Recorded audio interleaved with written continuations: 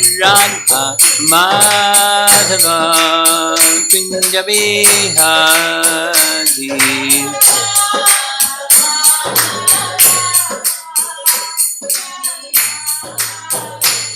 Gopi Jana Vallabha Girivardhari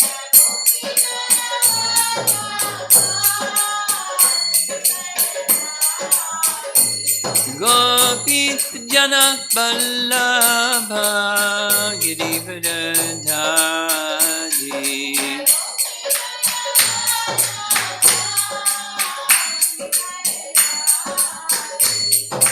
Yasodhanandana Brajajanarandana Yasodhanandana Brajajanarandana Jamuna Tira Vanachari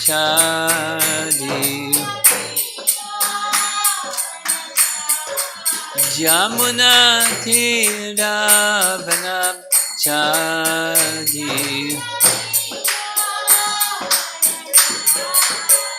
Jaya Radha Madhava Kunja Bihari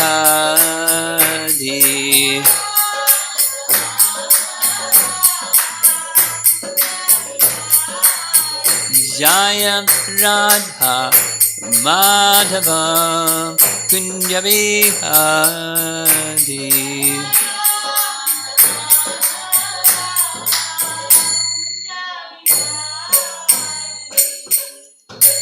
Jayo Vishnu Pad Paramahamsa Parividikacharya Astatara Srimad Divine Grace Sri Bhakti Vedanta Swami Srila Prabhupada Ki Gaur Premanandi.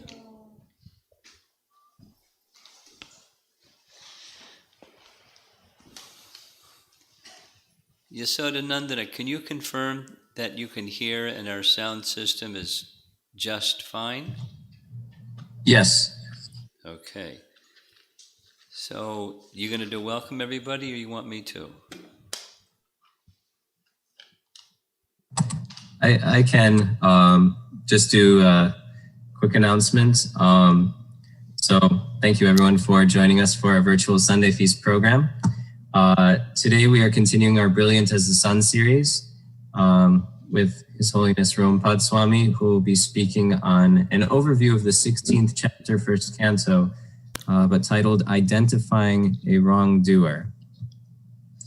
And then also registration is open for those of you with children for the Vamsi Music School. Some of us may already be familiar. If not, it's led by Radhakund Mataji, who is a very gifted and well-trained classical singer and has been teaching the children now for many years. So registration is open. It's available online. Due to the nature of the COVID situation, the children's music classes are taking place online only until further notice. On that note, I'll turn it over to back to you, Maharaj. Thank you so much for agreeing to address us. Well, not only that, thank you for leading me to the path of the topic, because we had some exchange about the topic. And it turns out that this topic for this week fits for next week. So it's part 1 and then part 2, identifying a wrongdoer. It's real easy. You just point a finger and say, it's his fault. We all know how to do that. But the Bhagavatam teaches us something far more sophisticated and subtle and refined. And chapter 16 follows chapter 15. And chapter 15 is the Pandavas retire timely and they return in their self-same bodies to the spiritual world after Krishna's departure. But before they do that, the kingdom in charge of in the charge of Yudhishthira, the elder brother of the Pandavas, he turns the kingdom over to Maharaj Pariksit, the grandson of Arjuna, the remaining descendant of that dynasty. So the early parts of the chapter 16, is describing the quality and character of Maharaj Pariksit and the quality and benefit that one derives from hearing about such exalted devotees as Pandavas and Maharaj Pariksit and their worshipable Krishna. So the section I'd like to focus on comes right after that initial section. And Maharaj Pariksit he comes to understand that he sees the symptoms that the age of Kali has begun. And knowing what that means, he was simultaneously disturbed. He did not think the matter very palatable that the symptoms of the age of Kali had begun during his rule. At the same time, it inspired his chivalry spirit as a king, and so he went to quell the influences throughout the land. His whole kingdom was, at that time, the whole earth planet, a big kingdom. And he went here and there encountering disruptive behaviors and kings that needed to be brought into line, and so he did all those things.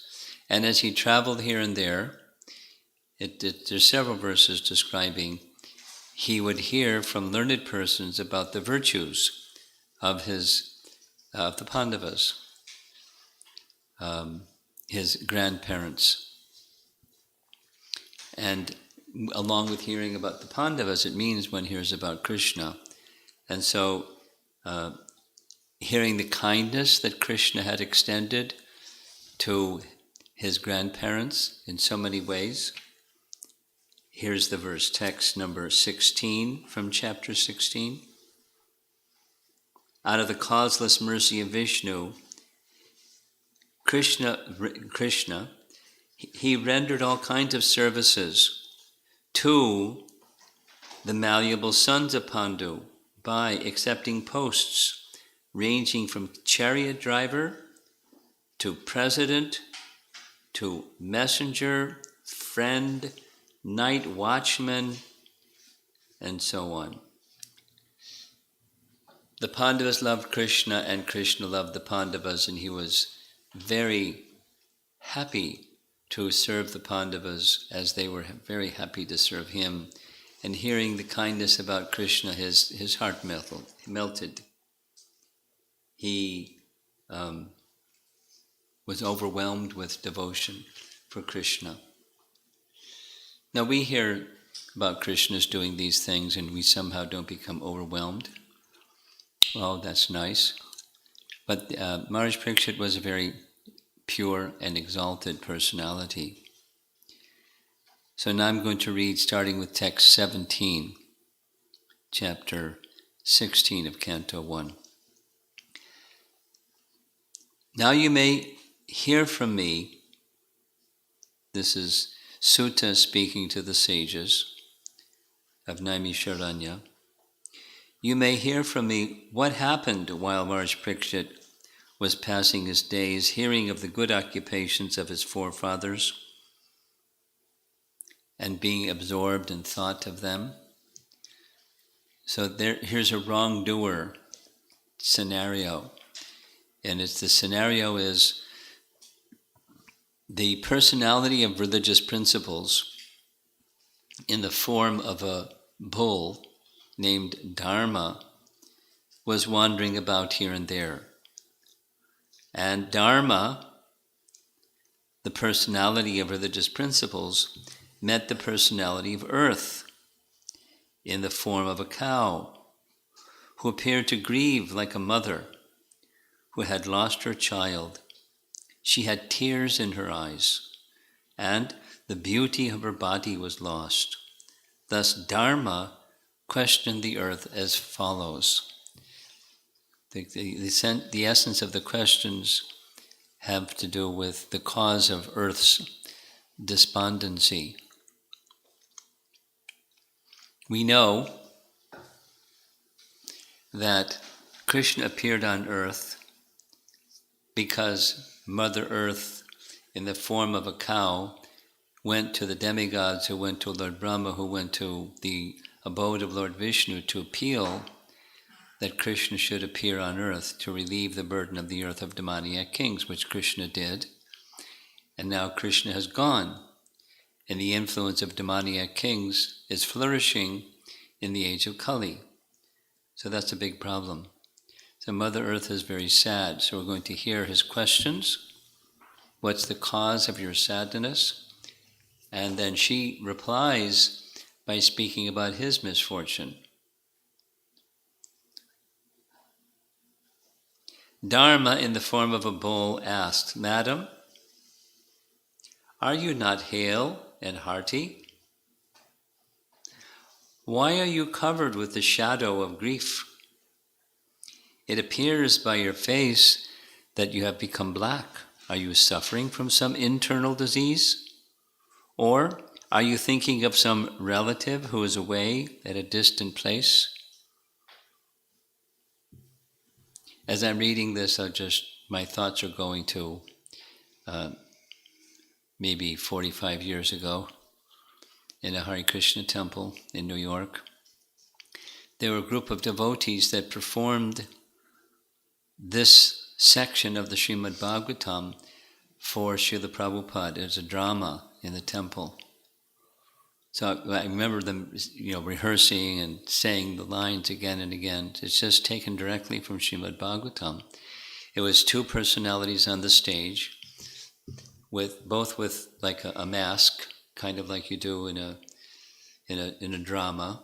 It was very clear it was just a mask, but Mother Earth in the form of a cow was walking very slowly and mooing, and Dharma came along seeing Mother Earth looking like that, and he was the face just behind, kind of like they did The Lion King on Broadway.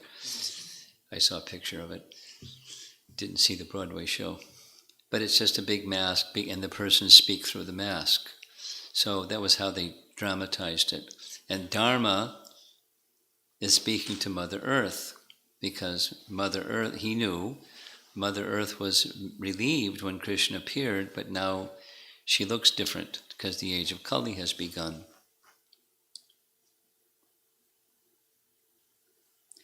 Dharma says, "I have lost my 3 legs and am now standing on one only. Are you lamenting for my state of existence?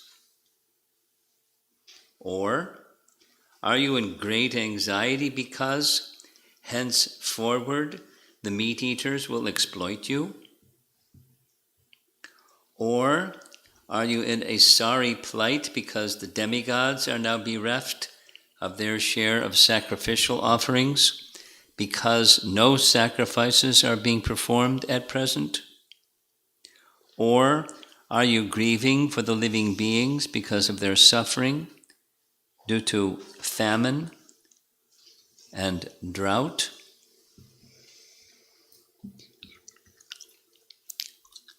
There, Prabhupada explains, it's a long purport, but just quickly, there are 4 main symptoms of this age of Kali that are diminished. The duration of life is diminished. Mercy is diminished. Power of recollection or memory is diminished. Moral or higher principles to live by are diminished. So those are the 4 legs of Dharma, 4 primary principles.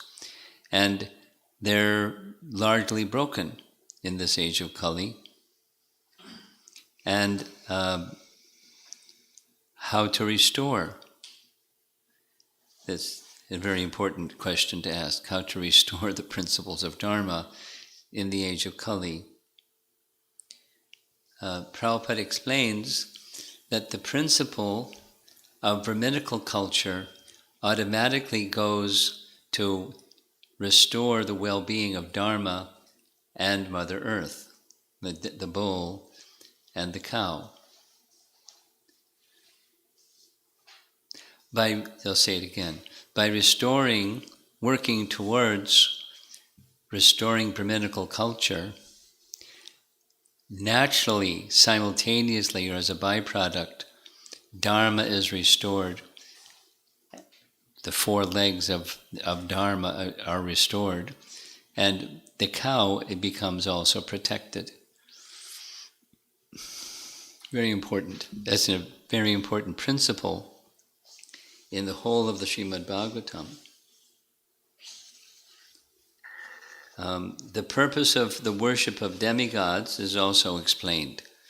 Now, it's not spoken of in glowing language in Bhagavad Gita, but there are persons that are not inclined to take shelter of the personality of Godhead and serve Him, and so something is there. So respecting a higher power, higher authority is encouraged, even if it means the persons who are doing so because they want something limited and temporary.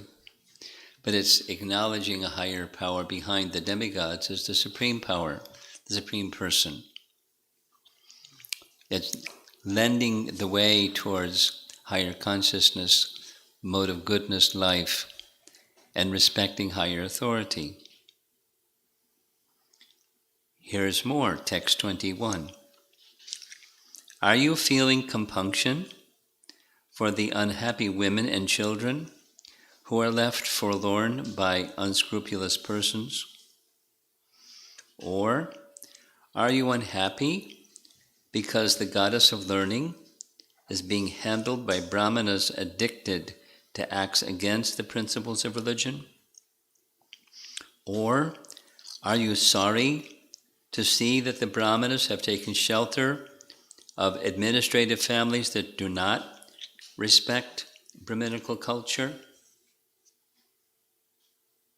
The so-called administrators are now bewildered by the influence of the age of Kali, and thus they will have put all state affairs into disorder. Are you now lamenting this disorder? Now the populace does not follow the rules and regulations for eating, sleeping, drinking, mating, etc., and they are inclined to perform such anywhere and everywhere. Are you unhappy because of this? He's listing symptoms of the age of Kali that are all of the above are sources of distress for Mother Earth, but the distress is aimed at Dharma himself, and she's therefore in distress. O Mother Earth, the Supreme Personality Godhead Hari incarnated himself as Lord Sri Krishna just to unload your heavy burden. All his activities here are transcendental, and they cement the path of liberation. You are now bereft of his presence. You are probably now thinking of those activities and feeling sorry in their absence. Mother, you are the reservoir of all riches. Please inform me of the root cause of your tribulations, by which you have been reduced to such a weak state. I think that the powerful influence of time, which conquers the most powerful, might have forcibly taken away all your fortune, which was adored even by the demigods. What's on the topic of identifying wrongdoer, in one sense, without naming his name, the personality of Kali is the wrongdoer, because by the influence of the personality of Kali, all these categorical deteriorations of human society are taking place. And it's a problem. Good people become spoiled in course of time by bad association, and that bad association stems from the personality of Kali. So here's Mother Earth's reply. The earthly deity in the form of a cow thus replied to the personality religious principles in the form of a bull. O Dharma, whatever you have inquired from me shall be known to you. I shall reply to all these questions. Once you too were maintained by your 4 legs, and you increased happiness all over the universe by the mercy of the Lord. In him resides, and there's a very wonderful list of 40 different good qualities. So where Krishna exists, good qualities exist. And when Krishna and good qualities exist, the whole world benefits and flourishes. And the absence of Krishna, which comes about in this world at least, by the honoring of dharma, that's duties of mankind meant for the satisfaction of the personality of Godhead Krishna, that brings Krishna's presence into the world, or one can experience his presence within the world by that effort. The personality of Kali, on the other hand, has a diametrically 180-degree opposite intention. His intention is to take Krishna out of the picture and put something else in the picture.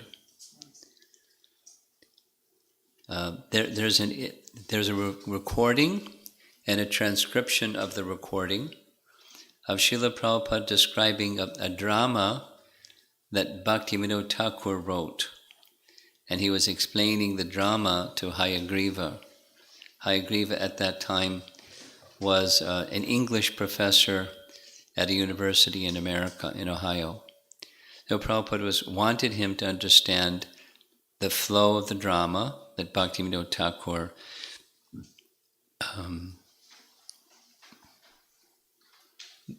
wrote. And he wanted the devotees to learn the drama and perform the drama, to teach people of the world, of our modern day, what's the nature of the personality of Kali and how it comes about. And it's just taken directly from the Srimad Bhagavatam, the drama itself.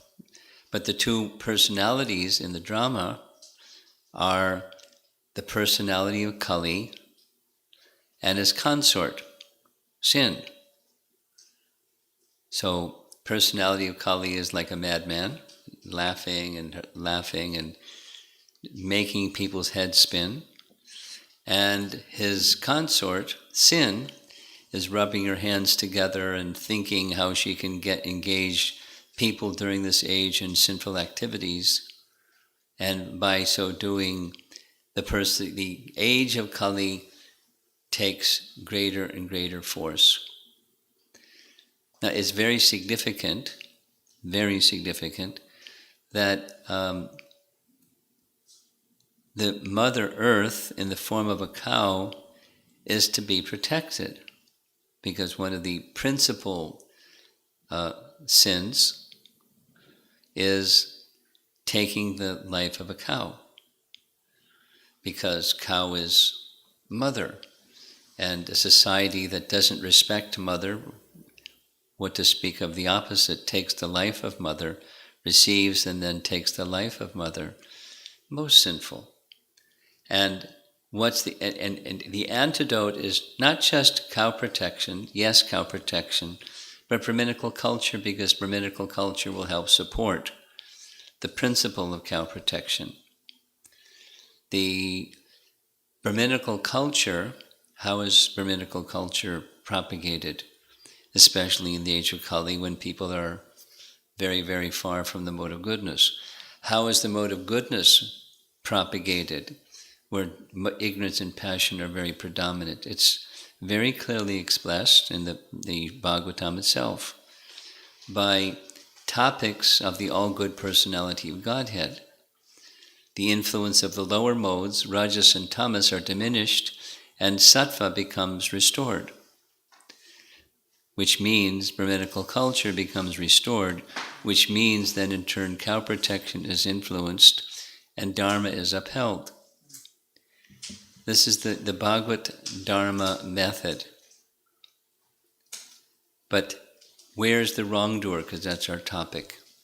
Well, we can point a finger at personality of Kali and say, what can we do? We just have this bad association of the personality of Kali.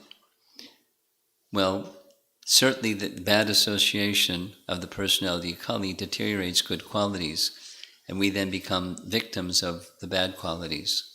But we also have other options, other choices, other association to keep. And the association, the advisable association to keep, is the message of Srimad Bhagavatam. And those that are speaking it and vibrating it and living by it, those are sadhus, or sadhu sangha, association with elevated, spiritually inclined, Krishna-sheltered devotees. Those are sadhus. And by that association of sadhus, one will hear the Bhagavatam, and hearing the Bhagavatam, the lower modes will be reduced and the mode of goodness becomes restored, and Brahminical culture becomes restored.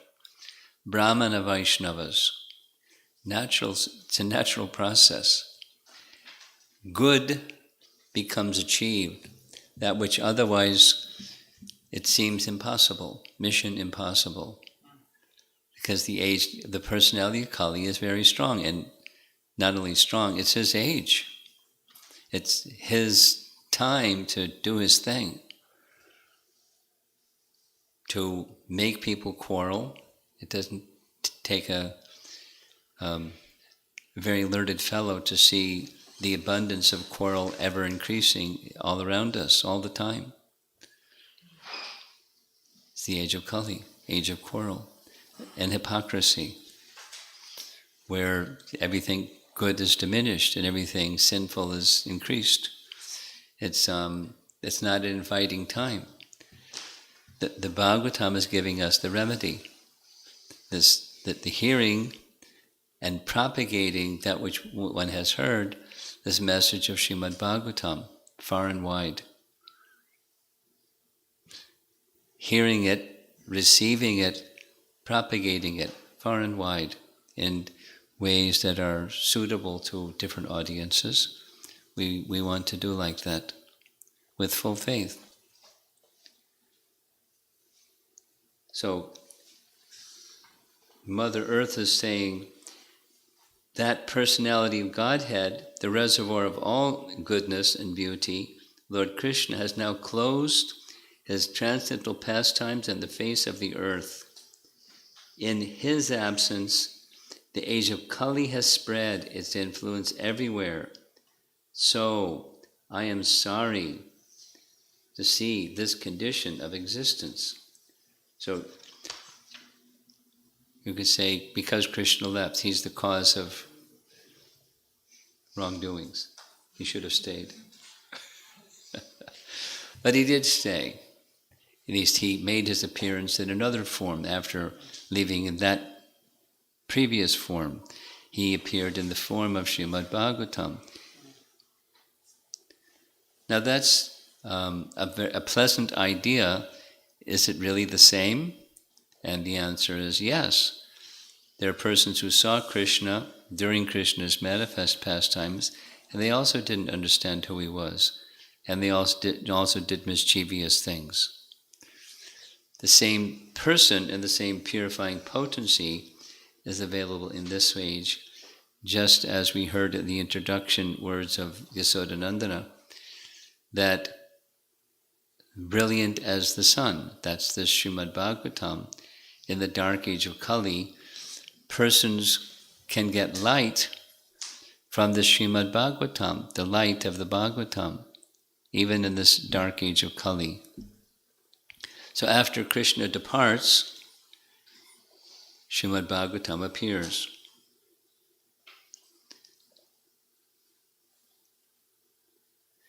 Now she's feeling the way she's feeling because Krishna has departed. Now we're going to hear next a little bit more about Maharaj Pariksit seeing the personality of Kali directly attack dharma in the form of a bull, and his wrongdoing, how a virtuous king addresses himself to that situation. And where there's Brahminical culture, how the Brahmanas address themselves to that situation. Primarily, Vaishnava Brahmanas take responsibility to receive, live by, and propagate the message, the sound vibration of Srimad Bhagavatam with full faith that that will purify and elevate. And sure enough, when done so with faith and carefully, that's factually the effect. Prabhupada demonstrated that himself in his own life. From the time of his arrival, what did he have with him other than his Srimad Bhagavatam and the holy name, and transformed millions of people just on that sound vibration. Now, Kali Yuga was still progressing in different ways and different, all over the place. But those that were, at least those who took shelter of that sound vibration, were given a transformation opportunity. That's what, as Vaishnavas, we're encouraged to do. That's our life, following our founder Acharya and the predecessor Acharyas. That's what we're encouraged to do. Take shelter there ourselves and give the same opportunity to others. So this is a Sunday program. I don't know how many people are attending? About 27. Okay. So if there's some persons online, particularly our newer persons online, you can send a question into the chat box, and let's see if we can have a little discussion on this topic.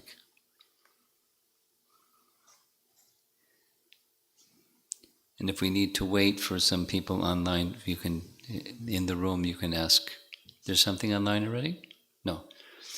Anyone in the room would like to discuss some topic here?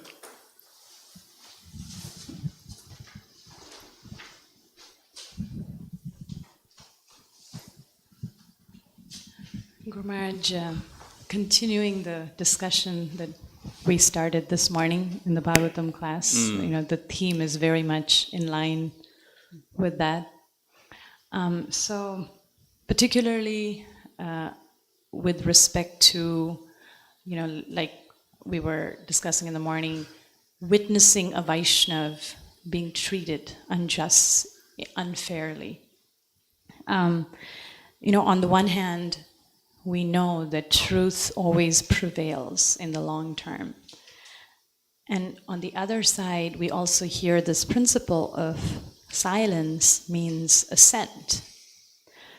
So what is the difference between, calling a spade and, in a blaming consciousness, identifying a wrongdoer?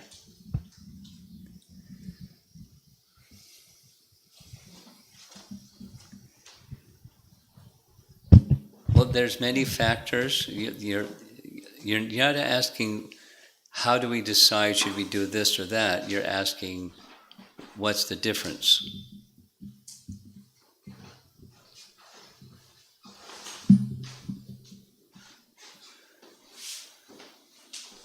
The difference largely, I think, is qualification and mood.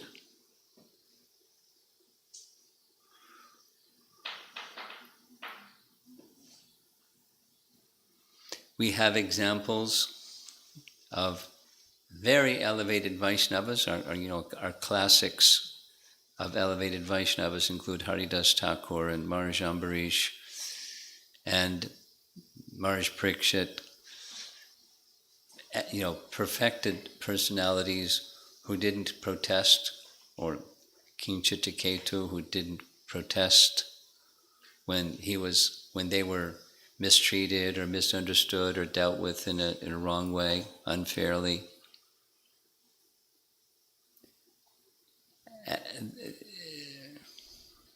Everything depends upon attitude.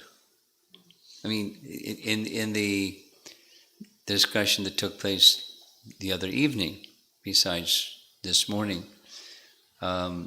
Nityananda Pran asked something not specific to that question but related, and I gave the example of Jad Bharat, who said nothing when he was mistreated so many times, like his life was put at risk, and he said nothing, but finally he spoke to Rahugana. So there's different circumstances when one should say something and one should simply tolerate. But the difference between saying something wrongly and saying something rightly, or being silent wrongly or being silent rightly, has everything to do with the consciousness or the attitude that one is carrying, with acknowledging what your position is. What is my position in this circumstance? Do I have a position to speak?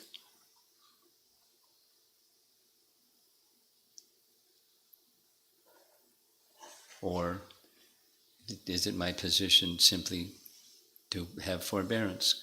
Like here, there's a cultural point is when there's an elder, the elder may say something and the younger tolerates, because there's the cultural position, they're elder, they're to be respected.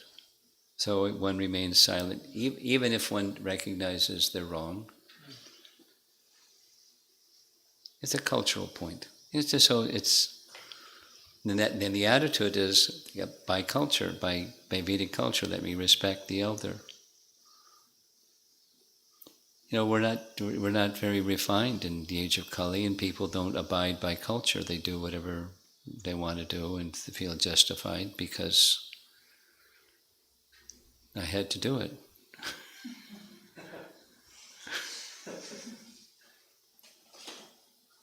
Right or wrong, anyway. So your question specifically is, what's the difference? And I'm saying the difference is the mood or the attitude behind the speaking or not speaking.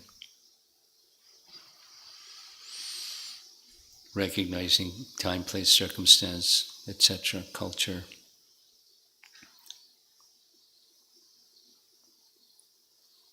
Anyone else? Something in the room?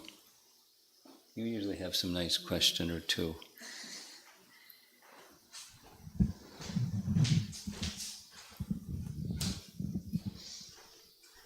I was just thinking about the way you said receiving Srimad Bhagavatam and then propagating Srimad Bhagavatam to the extent we have received.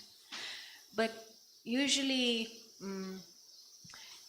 it feels like one is not qualified enough to propagate. So how to deal with that feeling?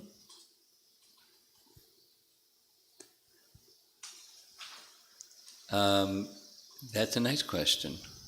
The feeling, not just what should you do, but how do you handle the feeling? Well,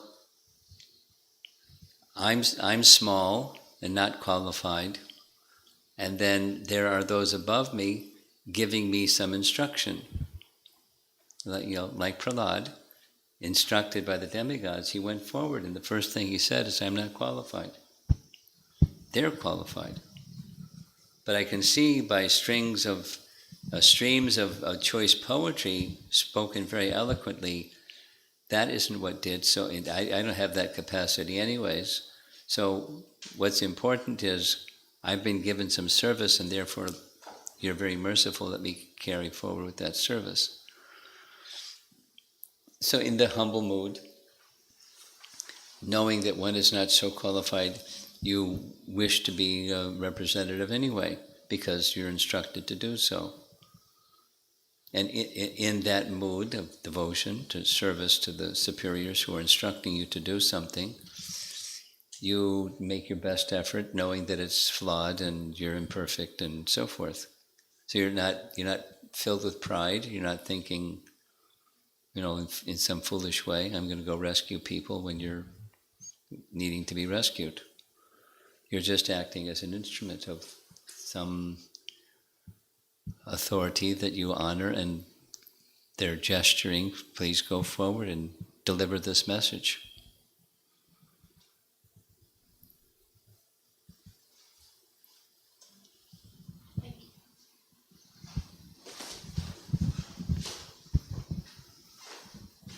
Online, okay, let's go. Hare Krishna. The first online question we have is, this is from Vishalaksha Prabhu, who writes, how to not identify oneself as a body and doer of things, rather remain a humble servant of Sri Guru and Sri Gauranga in the core of heart and continue to serve them. Wow, you got it down. Just play that recording back a few times and you'll have the answer. You'll be there.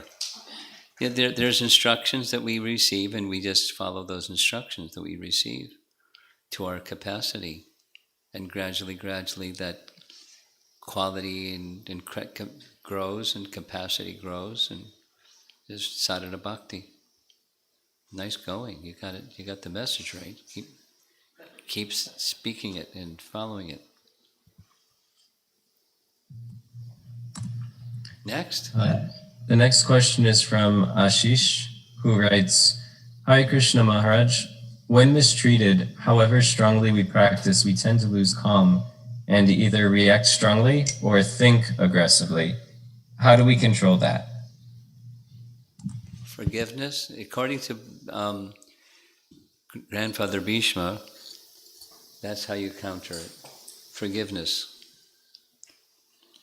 And one of the best ways to seek forgiveness, or extend forgiveness, is recognizing that you also make mistakes like this, where you're not understanding and not behaving in a way that should, could, would, and you would like to be forgiven for that as you're trying to improve yourself. So, the golden rule, in other words, and so you extend forgiveness.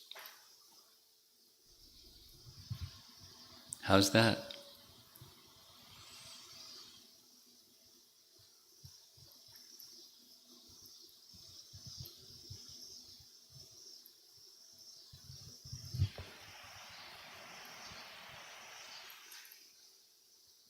Did we lose you? No, I wasn't sure if you had more. There was another question. This is from Katamrita Mataji, who writes, we hear that Dharma bull is standing on one leg and 3 legs are broken. When there are sincere devotees who are trying to follow the principles of Dharma, how do we understand that the 3 principles are broken, as they are still existing even though in small proportion of the population? And is it not the same for the 4th principle of truthfulness also, that it is still existing because of the small proportion of the population? I'm not sure what you're asking. Are you asking, is she asking, Jivan, do you understand what she's asking? It sounds like, is it everybody and has the 3 principles of Dharma broken, and there's some portion of the population that have truthfulness remaining? Is that what the question is? Could you send a message in again so that we can have more clarity on what it is that you're asking? Thank you. Should we move on to the next online question then? Yes, please. Okay. The next one is from Kirti, Prabhu, who writes, Hare Krishna Maharaj, how to deal with the victim's mentality, or how to deal with the victim mentality. Well, is that for oneself or somebody else? Maybe we can start with oneself. Yeah. If I am feeling I am a victim, how do I deal with that mentality within myself that I'm a victim? That's the topic.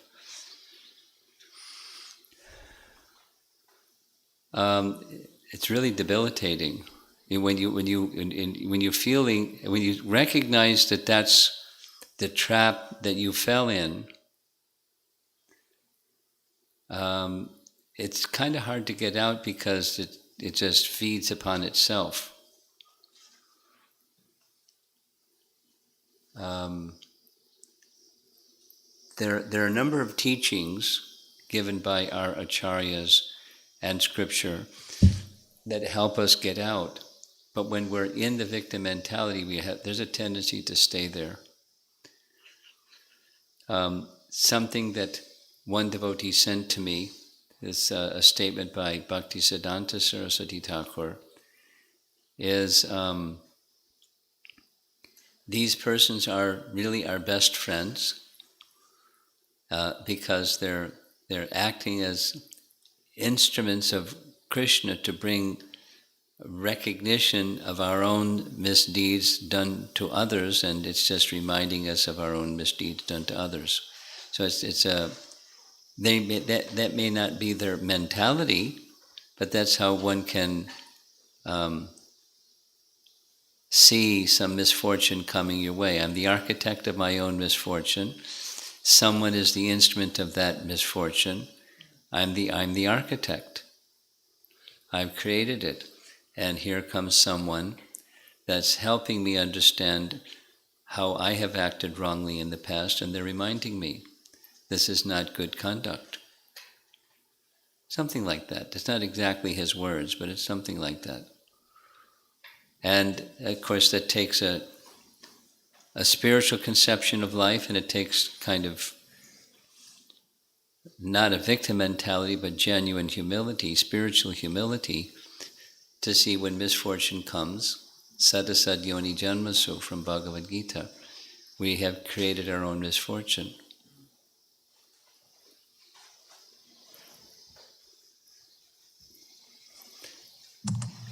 Instead of staying stuck, seeing the misfortune that comes, it's two things. The misfortune that has come is sanctioned by Krishna due to my own past activities, so I accept.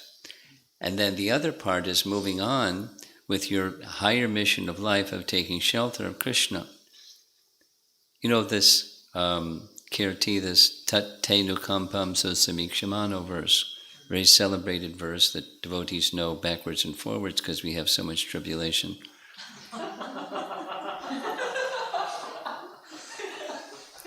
So we accept the tribulation as deserving. And while we're accepting, we're not protesting or screaming or thinking ourselves a victim of that misfortune. We're fixing our mind on the mission of our spiritual mission of life, taking shelter of the personality of Godhead and His lotus feet. That means His service. And if we continue like that, that's good. We've acted. We're protected. We've taken the right position, and we're protected by Krishna. And that means protected by Krishna means you'll attain Krishna. Oh, just this morning, I didn't respond yet to a letter. I got 2 letters. Some from China. Some terrible thing happened, without whatever it is. And this devotee that was sharing this was appreciating, well, the midst of this terrible thing that was happening, the devotees involved stayed fixed in their service. Their capacity was reduced. The turmoil was going on around them, but they stayed fixed in that mood of service and carrying out their service. practically even unnoticed by others around them. They didn't even detect there was turbulence going on in their life in a very extreme way. They were amazed because this devotee that was writing is very close to these individuals that were going through turbulence, and they didn't even know it. And then when they found out what the turbulence was, they were reflecting on how fixed they were in service. The mood of service, not just mechanically doing something, but happily doing something. That's our shelter. So that's an alternative to victim mentality. Very similar to the topic that we discussed yesterday morning, by the way. Go ahead. Something else? Yes, I got a response or clarification on that earlier question. Let's hear it. It's so in Kali Yuga, all 4 pillars are diminished. So what does it mean that 3 of them are broken, given that truthfulness also isn't in fullness in Kali Yuga?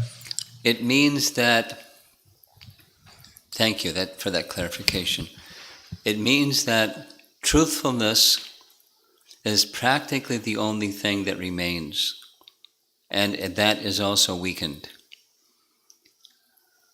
That's the meaning. Now, in some places, truthfulness is also smashed, but in some places, to some degree, truthfulness remains, and that's important. Truthfulness is very important. Satyam. Upholding truth, living by truth, living by one's word, keeping your word, upholding it, and so forth. Living by the principle of truthfulness is to some degree still remaining.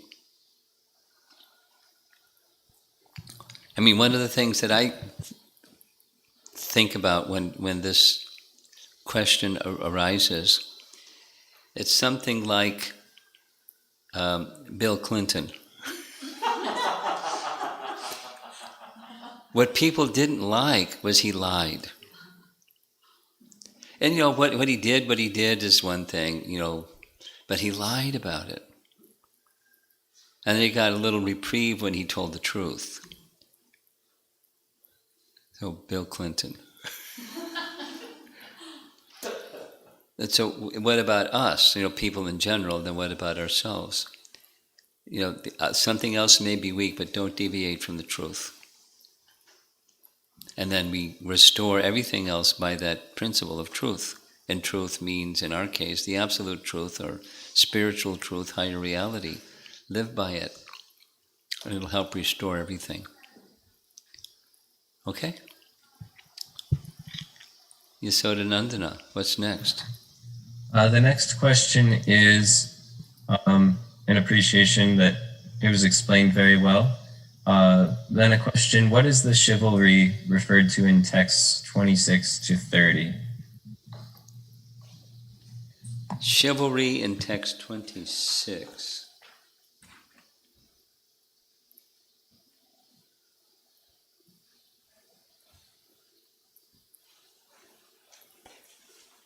Well, that's that list of 40 qualities. So why don't we just go look and see what it says in the purport about chivalry.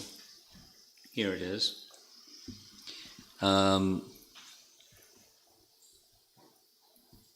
Even the personality of Godhead, Sri Rama, displayed such a spirit of chivalry during his marriage.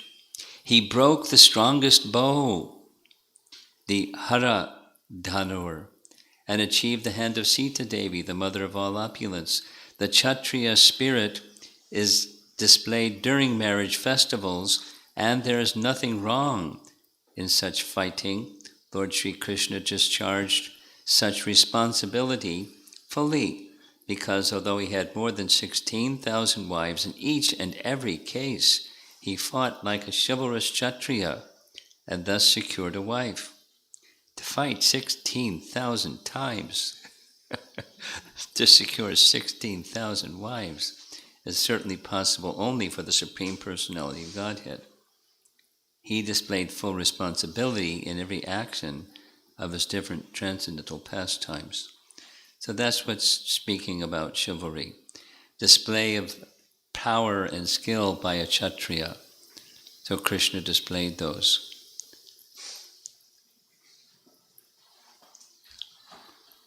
In many other ways, in so many ways. In his Vrindavan pastimes, he showed his chivalry spirit again and again and again. One of my favorites is Aristasura. So you know the story of the big bull demon, and everyone's, oh no, Aristasura's come. And they're fleeing here and there, and Krishna, please help. So Krishna came. Krishna looked him right in the eye, slaps his left hand on his right arm on his left hand, and leaned over and put his elbow on the shoulder of a cowherd boy and smiled.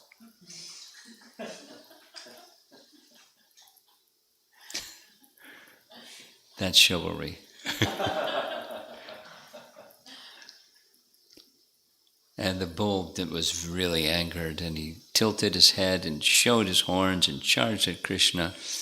And Krishna very delicately stepped out of the way, grabbed him by the horns and threw him to the ground like a wet rag. He was stunned, got up, charged again. So Krishna showed his chivalry in dealing with Aristasura and the others. Okay?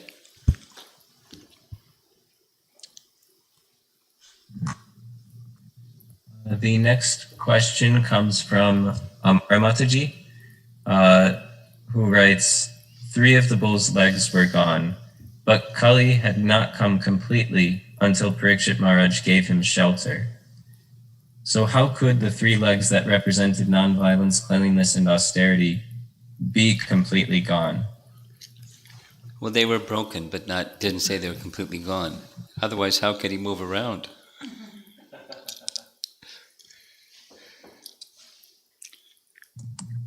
Next. This is from Srinath Prabhu, who writes, at current times, practice, forbearance, and humility are seen as signs of weakness. What and humility? Forbearance. Forbearance and humility are seen as signs of weakness. This is especially so at our workplace, where provocation can appear in many ways. How should one handle this situation? Well, in your workplace, try to be transcendental. And when you're transcendental and experiencing humility, you still may, speak in an appropriate manner for a Vaishnava in the workplace, rather than shouting and raising your voice, or rather than going in a corner and quivering. You may speak clearly, respectfully, but at the same time, depending upon circumstance, appropriate for the circumstance. You speak the truth.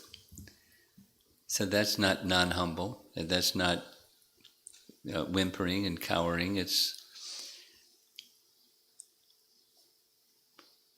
in a proper humble mood. You speak in the workplace. And forbearance, forbearance doesn't mean you're just a punching bag. But so you may say something, do something in the workplace, but it's not coming from a retaliation platform. It's coming from what may be appropriate. In many cases, it's just like let the water go downstream and it's gone. In some cases, you may feel it necessary to say something, do something, but not in a reactionary mood, but in as you're using your word, forbearance mood. You render service to Krishna from those places of humility and forbearance.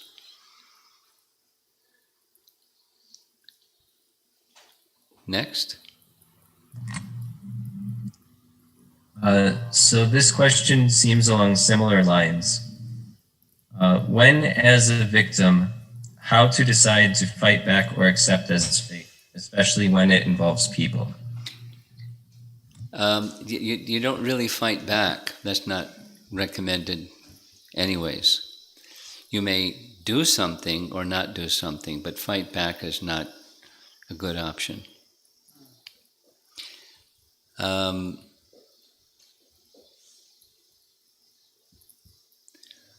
If you do something, say something, it should be you check yourself inside and see, is the place that I'm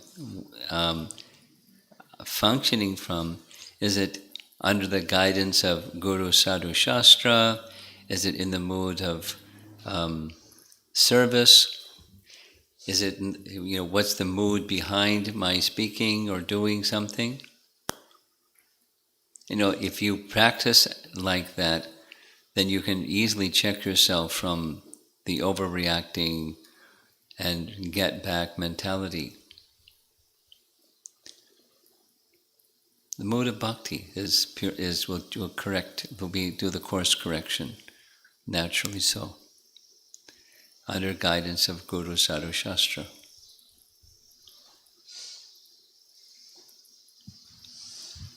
Next. That was the last of the online questions. Okay. I'm ready for the air conditioning. We turned the air conditioning off because it was kind of loud. And it's warm today. So, I think that covers our topic. Really good online questions. And for those of you that are online, you can look ahead to chapter 17, Compliments of Yasodhanandana. I think I've been invited to speak on chapter 17 next week, right? Say yes. Yes, Maharaj.